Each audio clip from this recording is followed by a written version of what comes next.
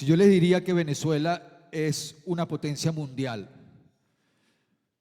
si yo les diría que Venezuela es número uno, si yo les diría que Venezuela es respetada en el mundo entero,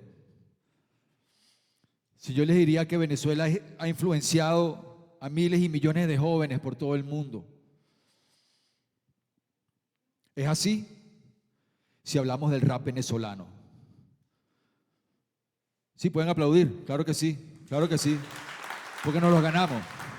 El rap más duro de Sudamérica, el más influyente de habla hispana y el número uno de rap en español.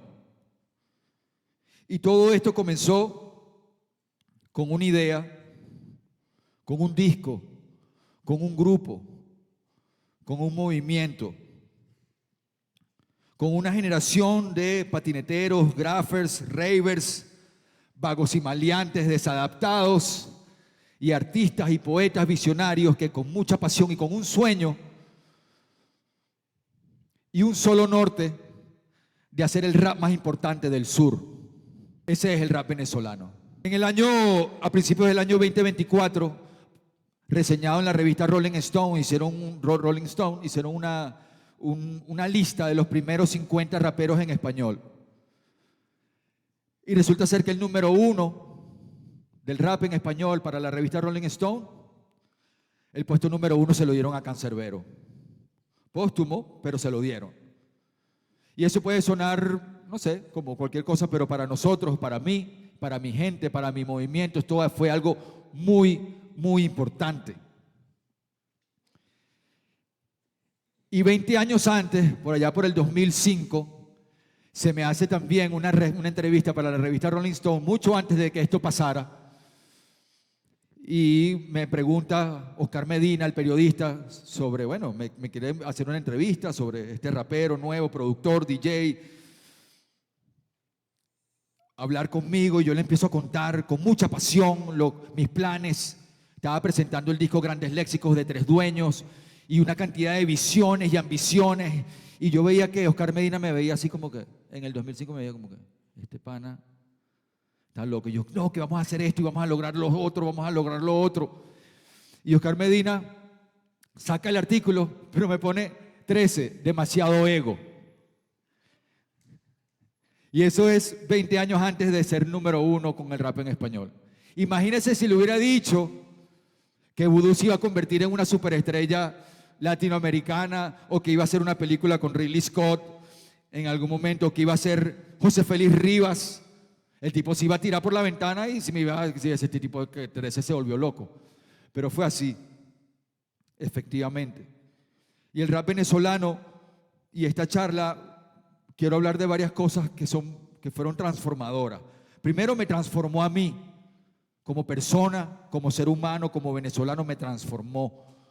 Pasé un cambio, me salvó la vida, al igual que mis compañeros, y pasé de ser un joven artista egresado de la Escuela de Arte, licenciado en Artes Plásticas, un joven artista que quería hacer exhibiciones, pintura, muy parecido a la charla de mi compañero aquí, a ser un artista de rap que no solamente transformara mi realidad, sino transformar también la realidad de muchos y comenzar la carrera de muchos, de ser un artista individualista, de tener mis propias exhibiciones, a pasar a un rubro donde tenía que ver no solamente con mi grupo, sino con todos los grupos que estaban saliendo, y ayudarlos a emprender un camino nuevo y comenzar lo que se llama un proceso de transformación social a través de la música. Eso me cambió enormemente y me hizo ver toda la vida de una manera totalmente distinta. Hoy en día el rap venezolano es el más respetado, como les dije, nos respetan en el mundo entero, y hay dos movimientos musicales venezolanos que son importantes en el mundo y son número uno: el sistema de orquestas, por supuesto, y nuestra cultura, nuestro rap. El sistema de orquestas es como los Beatles, ¿no? Los niños buenos, con todo el apoyo, y nosotros somos como los Rolling Stones, pues, ¿no? Sin apoyo, pero con un sueño y con una visión. Y en el medio de todo este Big Bang cultural que estaba apareciendo, creciendo, me encontraba yo, solo, con un sueño, llegando de México, y con una idea, pero también con una actitud de, ¿y sí? Porque cuando comencé en el rap, primero mi familia me decía, pero hijo, tienes una carrera como artista plástico, ¿cómo vas a hacer esto? Y yo, aguanta ahí, como dicen los americanos, hold my beer, aguanta mi cerveza, vamos a hacerlo. Y comenzamos este proceso. Llegué a Venezuela, no había movimiento para nada de rap. Y poco a poco empecé a infiltrar las radios y tratar de infiltrarme como podía y utilizar cualquier oportunidad para multiplicarla y convertirla en algo positivo, en algo que se pueda crear, que se pueda manifestar. Y empecé a entrar en la radio por una invitación, empecé a poner música en la radio y también me di cuenta que para esto tenía que ser DJ. Me convierto de artista plástico a DJ y luego no solamente me doy cuenta que no solamente es DJ y poner la música, sino que también tenía que producirla, crearla. Y me convierto en productor musical.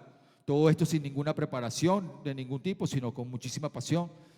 Y poco a poco en la radio empiezo a mandar mis señales por la música y empiezo a juntar gente que pensaba como yo. Así fue como conocí a Busta's Brain, así fue como conocí a Civilino y a muchos más que empezaron a llegar hacia mí con el mismo propósito, con la misma idea, con la misma pasión, a hacer rap, a hacer poesía venezolana única, diferente, original. Y comenzó este paseo. Pasé de ser Carlos Julio Molina a ser DJ 13, me convertí en este personaje y me empecé a sentir como una especie de no solamente productor, sino quizás un poco más humilde, no Moisés, pero sí como que tenía esta tarea de llevar a cabo este movimiento. Y así fue como comenzamos. Poco a poco, con demasiado ego, sí, demasiado ego, pero yo sabía que había una visión, yo sabía que había un terreno fértil para mi cultura, para la cultura que yo quería traer y sembrar. Poco a poco se fueron vinculando y formamos el grupo La Corte. El grupo La Corte, 5 personas, 5 raperos unidos, yo era el productor, director del proyecto y como les dije, cada oportunidad llevaba una cosa a otra. No teníamos nada, no había nada, pero se presentó una oportunidad de poder entrar a un estudio porque necesitábamos grabar un disco y gracias a la persona que me dio la oportunidad de entrar a su estudio, me la puso bien difícil. Me dijo, bueno, te doy el estudio de 8:30 de la mañana a 12 del mediodía, pensando que no lo iba a hacer. Y ahí estaba yo a las 8 de la mañana en la puerta del edificio comenzando a grabar mi disco, nuestro disco, La Corte, Código de Mente, año 1998. Cuando comienza todo esto. No solamente grabamos el disco de una manera u otra, lo logramos grabar. Nunca había grabado un disco, no conozco ninguna nota musical, pero sí sé lo que suena bien. Sí sé lo que hay que hacer. Y al grabar el disco comenzó esta aventura y fuimos creciendo poco a poco. Y luego llegó la hora de manifestar el disco. Entonces, bueno, con alguna plata que había ganado en un premio en un salón de arte y varias obras de arte que había vendido, llegó la oportunidad de imprimir este disco y bueno, decidimos recolectar y logramos imprimir 2000 CDs. Nos fuimos a Miami, trajimos los CDs, había que comprar las cajitas transparentes, compramos las cajitas transparentes, un primo mío tenía una empresa, una imprenta, perdón, logramos imprimir los papelitos, los que iban dentro del CD, logramos imprimir todo y poco a poco empezamos a tener ya 2000 discos. Esto era algo que era realmente imposible hacer y Código de Mente se convirtió en el disco independiente más efectivo y más influyente de mi generación, lo que es realmente un impulso independiente. Lo logramos hacer, lo grabamos, ya teníamos los discos y así comenzó nuestro proceso y así comenzó el movimiento. Imprimimos los discos y me llevé a una sola tienda que había en el Centro Comercial Vizcaya que se llamaba Esperanto, la única tienda que vendía discos independientes. Y me fui con 30 discos. Y Carlos Zucchi me dice, cónchale, bueno, está bien, ¿vas a vender eso? Bueno, está bien. Como que déjame un CD. No, y yo, coño, pero tengo 30, Carlos. No, déjame uno para yo ver. Puso el CD, cuando llegué a mi casa ya tenía un mensaje en la contestadora automática porque tenemos que ponerlo en contexto. No hay teléfono, celular, no hay internet, no hay nada. Y llegó a mi casa y me dice, mira, el disco se vendió, ¿me puedes traer 5 más? Y yo, coño, qué arrecho. Qué arrecho, logramos empezar. Y luego después que les llevé 5 más, me regresaba a la casa y me decía, el disco está vendiéndose mucho, tráeme 30 por favor. Y le traje 30. Y así fuimos vendiendo y luego fue el disco más exitoso de mi generación. Esto es gracias a un impulso, no solamente mío, sino de un grupo de artistas que se unió conmigo a soñar, a tener una pasión. Y lo más importante era que mi visión de vida, porque obviamente estaba recién graduado, y mi visión de vida, de crecimiento, mi visión profesional, de lo que yo quería hacer, iba totalmente vinculada a mi país y a enriquecer mi país. Y eso me parece que es algo muy positivo. Mi visión de crecimiento y de profesionalismo estaba totalmente vinculada con aportar algo a mi país. Una nueva cultura, una nueva manera de ver las cosas, una nueva manera de hacer música, una nueva manera de hacer arte, un arte directo, que mucha gente llamó explícito, grosero, malandro, de calle, pero era el arte que le llegaba a todos los jóvenes. Y en menos de 3 meses, el grupo de La Corte estaba ya totalmente en toda Venezuela. Y luego conseguimos el apoyo de una disquera que estaba comenzando aquí en Venezuela, que se llama Latin World. Nos firmó, no solamente firmó el disco que venía, que se llama Imperia, sino nos firmó el disco Código de Mente y nos pagó una suma bastante buena de dinero y era como que wow, qué increíble, logramos pasar al segundo paso. Y así poco a poco fuimos ganando terreno y avanzando hasta que poco a poco con un disco, otro disco, luego vino Venezuela Subterránea, luego vino Vagos y Maleantes Papidandeando y fui creciendo y unificando grupos. No solamente yo era un artista yo, sino era un artista que también ayudaba a impulsar a otros artistas. Y ese mismo impulso de otros artistas lograba impulsar un movimiento completo y una cultura completa que, como les digo, como no es el sistema de orquesta, no era el maestro Abreu, era DJ 13 con un grupo de desadaptados sociales que teníamos un solo sueño. Y así logramos llamar la atención de un joven que se llama Jonathan Jakubowicz por el disco Venezuela Subterránea. Y en una leve reunión, en lo que les hablo de transformar las oportunidades y agarrarlas y multiplicarlas.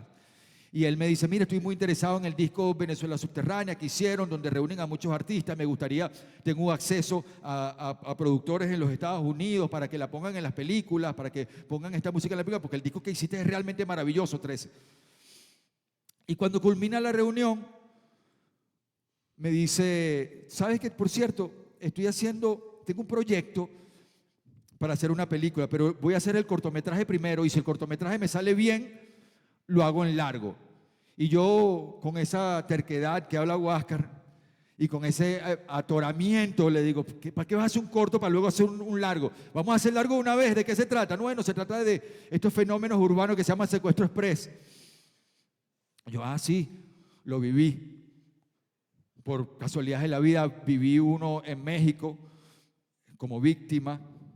Y le dije, yo viví eso. Y me dice, bueno, tú sabes que tengo una idea de que son padre y hijo que secuestran y salen a secuestrar. Yo le dije, no, eso no sirve, hermano.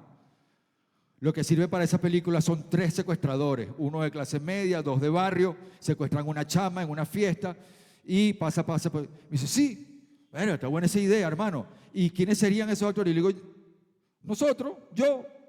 Y me dice, pero tú actúas. Y yo le dije, sí, claro, mentira, no había actuado nunca nada. ¿Y quiénes son los otros 2? Bueno, los otros 2 son los Vagos y Maleantes que viste en el disco de Venezuela Subterránea. Sí, y lo puedo conocer. Y ahí mismo comenzó eso y se emocionó, se le abrieron los ojos y me dice, es verdad, no voy a hacer el largo, vamos a hacer de una vez no voy a hacer el corto, vamos a hacer el largo de una vez. Y comienza estas reuniones y le digo, llamo a Vudú, llamo a Civilino, hermano, vamos a hacer una película. Se cae 13, chamo, ya basta, te caigas a mojones, hermano, vamos a hacer una película. Estamos recuérdense, esto es el 2001, 2002. Digo, vamos a hacer una película, hermano, vamos a hacer una película brutal, la película más taquillera de la historia de Venezuela. Independiente. Y Vudú me dijo, no vale, déjame dormir, chamo, déjame dormir, que yo quiero dormir. Le digo, hermano, nos vamos a reunir mañana. Nos reunimos, comenzaron las reuniones, Jonathan empezó a escribir muy emocionado y luego faltaban los otros integrantes del grupo. Yo creo que lo más difícil de esto no es lo que logramos, sino tratar de resumir todo esto en 18 minutos. Pero lo voy a lograr. Logramos la primera fase del grupo de la película, del casting de la película, y luego faltaban los demás. Y Jonathan, con mucho esmero, también con la misma terquedad, se fue por un concierto de Rubén Blades en Panamá y se paró en el concierto con un cartel que decía: tengo que hablar contigo después del concierto, Rubén. Y Rubén dice: hermano, sí, vente, vamos a hablar backstage. Y se fue a hablar con él y logró reclutar a Rubén Blades.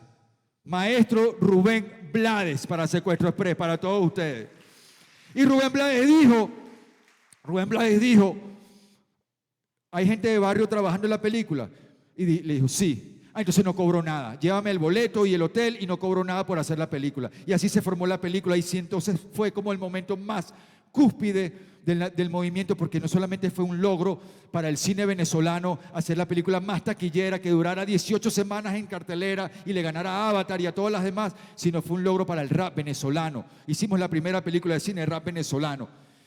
Y en pocos años, después de haber comenzado, estábamos en Los Ángeles en un estreno, codeándome con Tarantino, Robert Rodríguez, Ruiza de Wu-Tang Clan, en menos de 5 años de haber comenzado. Y esto es parte del impulso de la creación de venezolanos soñadores, guerreros, jóvenes, que estaban tildados como delincuentes o como vagos y maleantes, pero éramos los artistas más importantes del país. Y creamos el movimiento cultural más grande de Venezuela de este siglo, junto al sistema de orquestas. Los Beatles y los Rolling Stones.